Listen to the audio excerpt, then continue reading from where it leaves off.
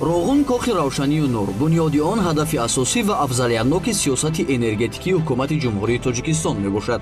нерӯгоҳи барқи оби роғун яке аз иншооти бузурги энергетикии тоҷикистон мебошад ки ояндаи наздик дар кишварамон истиқлолияти энергетикиро таъмин менамояд. дар ин кохи нур имрӯзҳо бо як иродаи мустаҳкам бунёдгарони он азму талоши худро равона ба он намуданд ки корҳои сохтмониро бо сифати баланд ва дар вақти муайян ба анҷом расонанд. бояд гуфт имрӯзҳо корҳои сохтмону васлагарӣ дар нақби сохтмонии қабати чорум тибқи лоиҳаҳои пешниҳод намуда идома дошта сохтмончиён бо дилгармӣ корро дар ин қитъаи сохтмонӣ пеш мебаранд. корҳои сохтмону васлгарӣ то ба имрӯз идома дошта ҷараёни иҷрои корҳои сохтмону васлагарӣ дар иншоотҳои соҳили рости нерӯгоҳ тибқи ҷадвали муайян гашта ба анҷом расонида мешавад. бояд гуфт дар нақби сохтмонии қабати чорум корҳои нақбканӣ мустаҳкамнамои бетонхобонӣ ва сементатсионӣ идома доранду то ин замон иҷрои корҳои нақбканӣ ва мустаҳкамкунии муваққатӣ дар ҳаҷми 75788 метри мураббаъ иҷро шудааст. корҳои бетонхобонӣ ва сементатсионӣ бошад ҳаҷми 32126 метри мураббаъро ташкил медиҳад.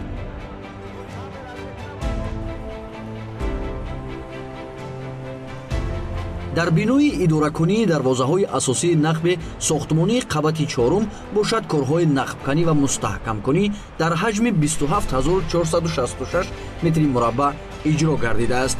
дар нақбҳои ҳавокаш ва дастрасии муваққатии нақби сохтмонии қабати чорум корҳои нақбканӣ ва мустаҳкамкунӣ дар ҳаҷми 28704 метри мураббаъ иҷро шуда корҳои бетонхобонӣ ва сементатсионӣ бошад дар ҳаҷми 57 метри мураббаъ иҷро шудааст.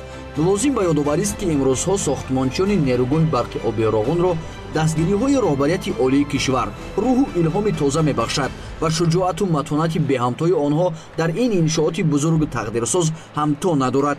коргарону мутахассисон алалхусус ҷавонон бо майлу рағбати том корҳои сохтмону васлгариро анҷом медиҳанд ва худ дарку эҳсос менамоянд ки ҳар қадар ки ин иншооти армоншекан зудтару хушсифат ба сомон расад ҳамон қадар сатҳу сифати рӯзгору зиндагии худ ва ҳамдиёронашон беҳтар ва тоҷикистони азиз шукуфонтару пурғановаттар хоҳад шуд.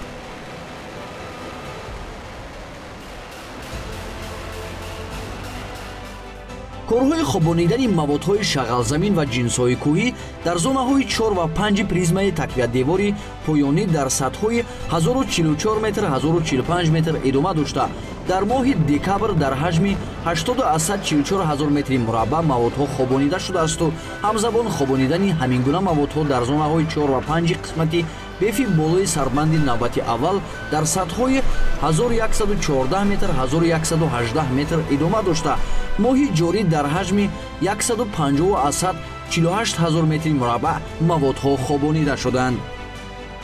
сохтмончиёни ин иншооти бузург дар ин саҳнаи нангу номуси миллӣ заҳмати созанда шуҷоату матонат ва эҳсоси гарми ватандӯстӣ нишон медиҳанд. роғун ба майдони бузурги созандагӣ ба камол расонидани мутахассисони соҳаи энергетикаи тоҷик табдил ёфта намунаи барҷаста ва беназири ватандӯстӣ мебошад.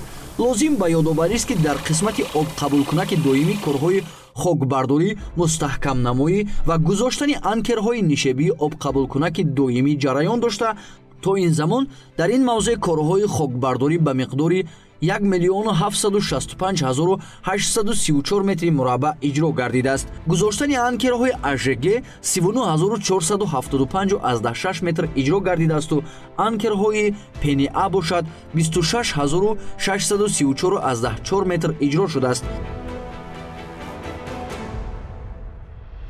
дар толори васлу насби обрасонҳо корҳои бетонхобонӣ дар ҳаҷми 1366 метри мураббаъ иҷро гардидааст.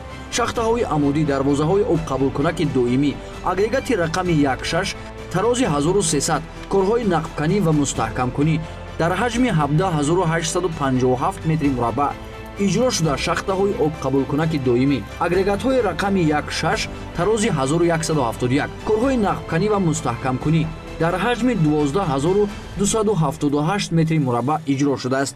инчунин корҳои нақбканӣ ва мустаҳкамкунӣ дар нақбҳои обрасони рақами 1, 2, 3, 4, 5 ва 6 қисмати болои инчунин шахтаҳои обрасони қисмати поёнӣ дар ҳаҷми 1144 метри мураббаъ иҷро шуданд.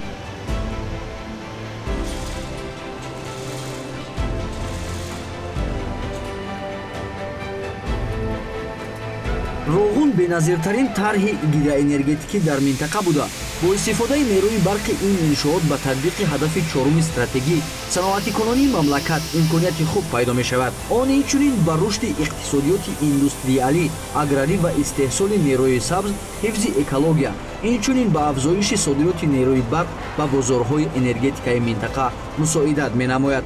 бо ғунҷоиши 13 километри мукааб об дар обанбори он, ин нерӯгоҳ метавонад барои ҳалли масъалаҳои обу энергетика дар минтақа нақши муассир дошта бошад. корҳои сохтмонӣ дар дигар чархаҳои нерӯгоҳ идома дошта, марҳила ба марҳила бо ҷаҳду талоши муҳандисону сохтмончиён мавриди истифода қарор дода мешавад. дар мавзеи агрегатҳои яксе толори мошинҳо корҳои нақбканӣ, мустаҳкамкорӣ ва анкергузорӣ идома дорад. дар кратери агрегати рақами 4 статори турбина бо вазни умумии 269 тонна, камераи спиралӣ бо вазни умумии 200 тонна гузошта шуда, васлу насб ва марказгузории онҳо ба анҷом расонида шудааст. рӯйпӯши металли шахтаи турбина ба болои камераи спиралӣ гузошта шуд. арматурбандӣ ва бетонхобонии атрофи камераи спиралӣ ба анҷом расонида шудааст. вазни арматураи басташуда дар атрофи зону конус ва камераи спиралӣ ба 381204 тонн расид. бетонхобонӣ дар атрофи зону конус ва камераи спиралӣ ба 5520 метри мураббаъ расид. ҳаҷми умумии бетони хобондашаванда ба 7000 метри мураббаъ расонида мешавад. дар кратери агрегати рақами 3 зону ва конуси қубури ҷаббанда гузошта шуда, корҳои арматурбандӣ ва бетонгирӣ то сатҳи 946,190 метр расонида шудааст. ташаббуси созанда иқдомҳои наҷиби ҳарфарди ба ору номус ва тандуст бобати саҳмгирӣ дар бунёди нерӯгоҳ имрӯз ба натиҷаҳои дилхоҳ боис шуда истодааст. бунёди нерӯгоҳи барқи обии Роғун армони миллати мосту имрӯз ҳарфарди худшиносу худогоҳ бо истифода аз сиёсати хиратмандонаи асосгузори сулҳу ваҳдати миллӣ, пешвои миллат, президенти ҷумҳурии Тоҷикистон муҳтарам Эмомалӣ Раҳмон ҳама азму талоши худро баҳри ноил шудан ба ҳадафҳои созанда равона намуданд. дар воқеаи фардои дурахшони тоҷикистонёну Тоҷикистон аз бунёди нерӯгоҳи барқи оби Роғун вобаста аст. сохтмони нерӯгоҳи Роғун корнамоии навбатии аҳолии кишвар ва мактаби ваҳдату бародарӣ, меҳанпарастию бунёдкорист.